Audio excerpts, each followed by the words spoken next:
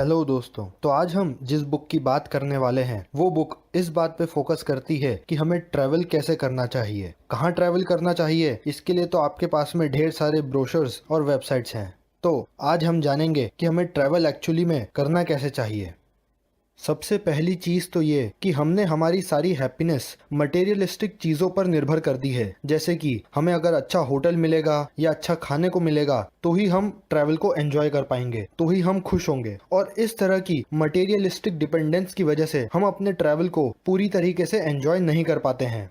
Travel का मतलब है चीज़ें एक्सप्लोर करना, एंजॉय करना, लेकिन हम इन छोटी छोटी चीज़ों में फंस कर रह जाते हैं और अपना मूड खराब कर लेते हैं, जिसकी वजह से हमारा पूरा का पूरा टूर खराब हो जाता है। इसलिए आप सबसे पहले ये समझिए कि एक छोटा सा कमरा हमारे पूरे ट्रैवल को खराब नहीं कर सकता, ना ही खराब मौसम। हम इस नई जगह पर घूमने आए हैं, एंजॉय करने आए हैं और वो हम करके रहेंगे।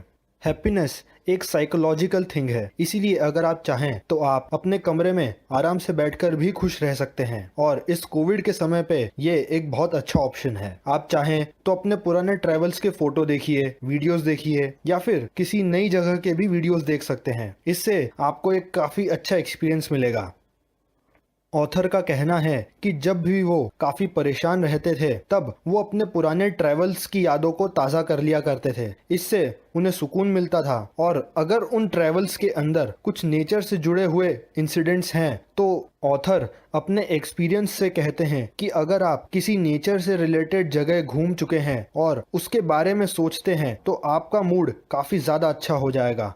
अगर आप दिल्ली या मुंबई के ट्रैफिक में खड़े होकर उत्तराखंड की वादियों के बारे में सोचेंगे तो आपको काफ़ी ज़्यादा अच्छा महसूस होगा, क्योंकि जब आप वहाँ पर घूमने गए थे तब आप खुश थे और वही एक्सपीरियंस आपको आपका ब्रेन दोबारा फील कराएगा। इसलिए अगर आप चाहें तो आप एक सिंपल कमरे में बैठकर भी खुश रह सकते हैं।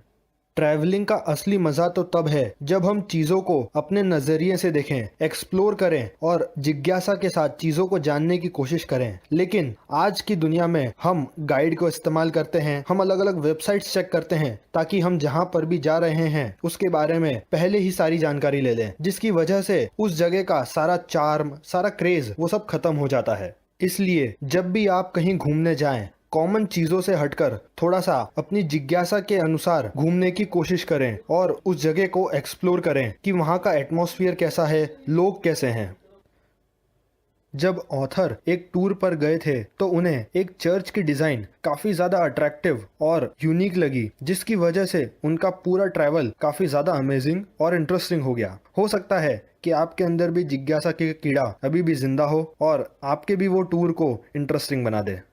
सोचिए कि आप दिल्ली से ऊटी जा रहे हैं घूमने के लिए, और अगर आपने इस दिल्ली से ऊटी की जर्नी को ही एंजॉय नहीं किया तो आपने अपना आधा ट्रैवल का एक्सपीरियंस तो यहीं लूज कर दिया। इसलिए क्यों ना इस समय को भी एंजॉय किया जाए, जाना जाए कि हम रास्ते में और क्या क्या इंटरेस्टिंग कर सकते हैं, किन अलग अलग जगहों से हम गुजरेंगे और उनके बारे में भी थोड़ा जानने की कोशिश की जाए। ये हमारे इस ट्रैवल को एंजॉयबल और इंटरेस्टिंग बना देगा।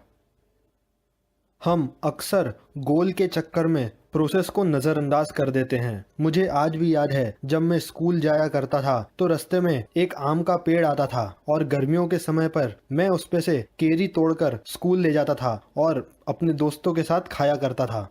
इस छोटी सी कहानी में मेरे स्कूल जाने की प्रोसेस ही मेरे लिए एक हैप्पी मेमोरी है।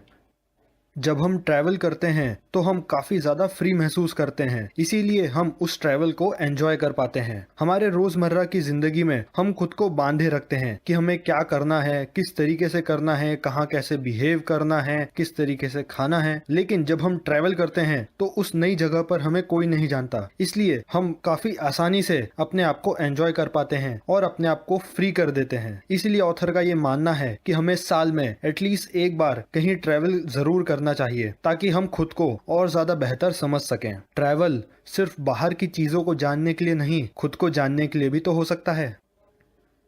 लोग अक्सर अपनी प्रॉब्लम से बच के भागने के लिए ट्रैवल करते हैं। इसीलिए जब वो घर वापस आते हैं तो उन्हें बहुत ज्यादा बुरा लगता है। उन्हें लगता है कि वो वापस से अपनी उस बोरिंग और प्रॉब्लम से भरी दुनिया में वापस आ चुके हैं। लेकिन वो ये भूल जाते हैं कि प्रॉब्लम किसी जगह से नहीं बल्कि उनसे खुद से जुड़ी हुई है। वो कहीं पर भी रहें, प्रॉब्लम्स उनके साथ में रहेंगी और उन्हें प्रॉब्लम्स को सॉल्व करना पड़ेगा।